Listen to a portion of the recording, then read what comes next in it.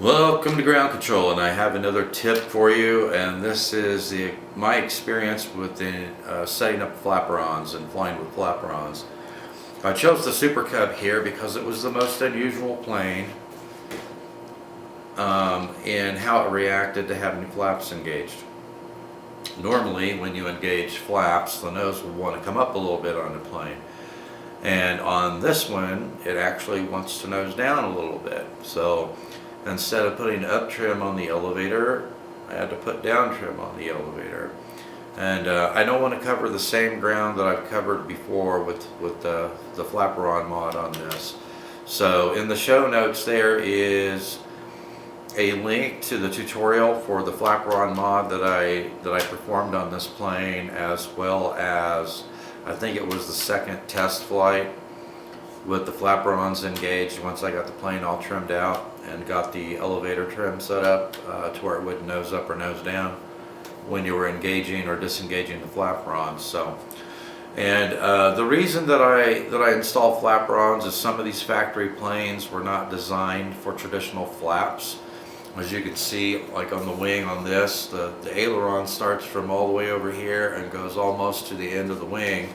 And all you would have for traditional flaps is this little tiny area right here, and I just don't think that would be adequate for what I wanted it to do. But flaperons are very effective when you have a plane where you can't install traditional flaps. Otherwise, I would just install traditional flaps on it. When I'm cruising around with this plane without the flaps engaged, I can cruise around at about 45% throttle. When I have the flaps engaged, I can cruise around at about 35% throttle. So it does a really good job of slowing the plane down in flight if you want to fly the plane more slowly, or in my case, what I really like them for is engaging them and getting a little more lift so I can slow the plane down when I'm coming into land. The area that I land in is just horribly rough, so the shorter distance I have to roll this thing across the ground, the better, and that works out pretty well. Okay, so whenever you set up flaperons, and to set up flaperons, of course, you need two independent servos for your ailerons so that you can also program flaperons into it. And that's why I did the modification on this plane. It originally came with a single servo for the ailerons, but when you set up your flaperons, make sure that you have some decent altitude, and before you put any trim in the elevator, make sure that you have altitude and then engage your flaps and see if the plane is going to nose up or if it's going to nose down, because like I said, not every plane is going to do the exact same thing when you engage flaps, and you really need to know that before you start messing with the elevator trim. Ask me how I know that. So once I got the flaperon set up on this and got the elevator trim set up on it, got the plane all trimmed out, when I engage the flaperons, it doesn't nose up, it doesn't nose down, and it stays nice and steady. And the same thing when I remove the flaps, is it doesn't nose up or nose down, and that's what you want. I've also found when I first set up flaperons on my first plane, I set it up like traditional flaps. So I had a 3-position switch on my transmitter, and of course all the way forward was no flaps.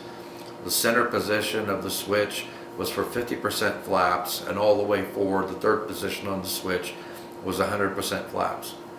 Well, what I found on these with flaperons is you can't have a 100% flap engagement and still have enough aileron control on the plane. The first couple of times I came into land and I had full flaperons engaged, my ailerons were so sluggish that I was chasing it. You know, I would give it some left input, and it would take it a second before it would react. And by the time it reacted, I had oversteered it, and then I had to bring it back the other way, and so I was just chasing it back and forth. So through trial and error, I found that the 50% flap setting works the best for flaperons, since you also need your aileron control at the same time. I found that the 50% flap setting allows me to slow the plane down, provide more lift, and still have plenty of aileron control so that it's responsive the way I want it to be. Now on this plane, the maximum amount of flap that I put in it is 10 millimeters. So from the top of the aileron to the top of the wing, flush with the wing, it would be dropping down 10 millimeters. And that's where I found the maximum extent that I could put in without making the ailerons too sluggish. That's just going to be trial and error. Like I said, every plane's going to be different. You're going to have to test different flap settings and decide, you know, okay, here, do I still have enough aileron control? And keep doing that until you find that you don't, and then back it off a little bit, and that will be your maximum extent for your flaperons.